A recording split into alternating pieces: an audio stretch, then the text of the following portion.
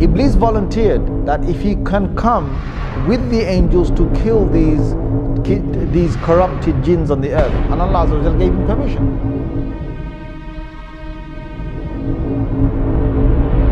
Suddenly Allah reveals to the angels and He says, I am about to make on the earth a Khalifa.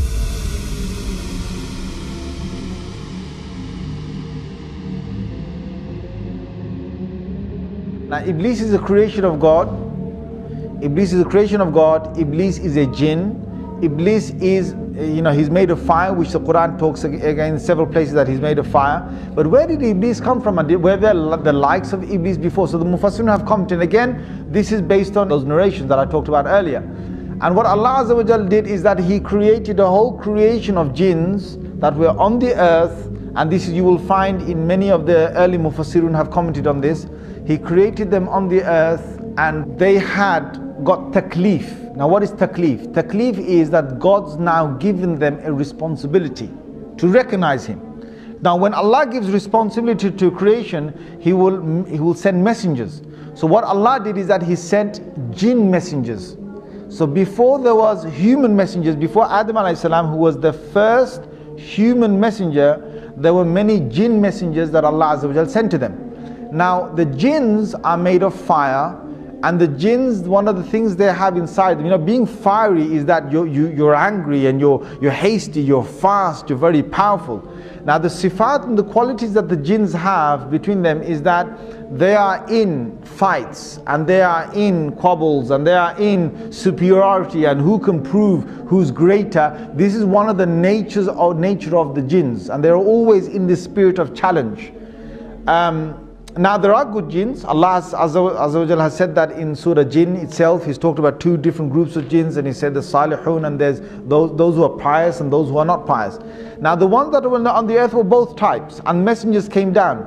But the messengers in the many numbers were killed by the jinns on the earth. And there was great corruption that prevailed on the earth. There was great corruption that prevailed on the earth. Now there was one notable jinn that was very pious. Iblis, being who he was a good jinn, and he started to worship God to the extent, because jinns could fly, see, and jinns could go through many of the heavens. They could go up and down. They didn't have to stay on the earth. They didn't have to stay on the earth. They could travel up. It was only when Rasulullah sallallahu alaihi wasallam came that they were trapped within this first universe. This is clear from the Quran. This in Surah Safat you will find this. In Surah Jinn you will find this. That Allah did not allow them to go beyond the first heaven, or the first heaven meaning the end of this universe. They can't go past that after Rasulullah sallallahu alaihi wasallam became a prophet. But before that they could go above that. So what happened is that on these travels, Iblis proved himself that he was so close to God. And Allah Azza wa Jal then allowed him to get closer and closer, to higher and higher basically. And they say in some of these narrations that there was no space in the heavens was left, like no large space was left in the heaven, but Iblis had gone there and he had worshipped God.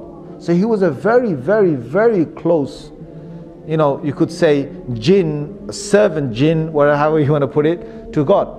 Until then, Allah Azza wa Jal allowed him to come in the company of the malaika, of the angels. And he got the chance to be in the company of the malaika. Allah decided that He's going to send the angels down to the earth and to banish the mutamarrideen, or those jinns that had causes a lot of corruption on the earth. So this group was going to come down and they're going to kill many of these jinns that were just out of control. Iblis volunteered that if he can come with the angels to kill these corrupted jinns on the earth, and Allah Azza wa Jal gave him permission. So he came and they killed a lot of these jinns. They left only a few on the earth, and from these few again the progeny of the jinns would start. Now Iblis returns back. Now many, maybe hundreds of years, I don't know, whatever is going by, because jinns have very long lives. They don't have short lives that the human beings that, we only have 60, 70, 100 years. They have hundreds of years. Perhaps they could have a few thousands of years of living. Now you've got Iblis that has gone down there, that has banished these jinns, most of them who are corrupted on the earth, and is returned back with the angels. Now he was with the angels, but Allah makes it very clear that he was not from the malaika, he was from the jinn. Now why Allah makes that clear is because we understand that no malak or no angel can ever disobey Allah Azza wa Jal. Allah has made it in their nature not to disobey Allah, but a jinn can. So the biblical sources, they've now faltered again. They call it a fallen angel. So what they say is that if an angel decides to go against the will of God or the command of God, then that angel, Allah drops him from the rank of the angels, and now he becomes a fallen angel. That's the biblical sort of side, or what some of them believe. The Muslims don't believe that. No angel can ever disobey Allah Azza wa Jal. So that's where we find that Iblis was able to disobey Allah, because he wasn't from the malaika. Now there's one thing here. Why is it that Iblis is now going to disobey God? Now you've got to understand the whole thing behind the creation of Adam alayhi salam. Suddenly Allah reveals to the angels and he says, I am about to make on the earth a Khalifa, or someone who will take command, second in charge, or someone who will rule again, reign after the last reigning. I'm about to make a Khalifa on the earth. Now when Allah said that, Iblis got really happy, right? He must have got really happy. And you know why? Because Iblis knows that the angels are not the ones who are going to rule the earth. If there's anyone, there's going to be the creation from the jinns. Allah is going to now make a Khalifa perhaps from the jinns.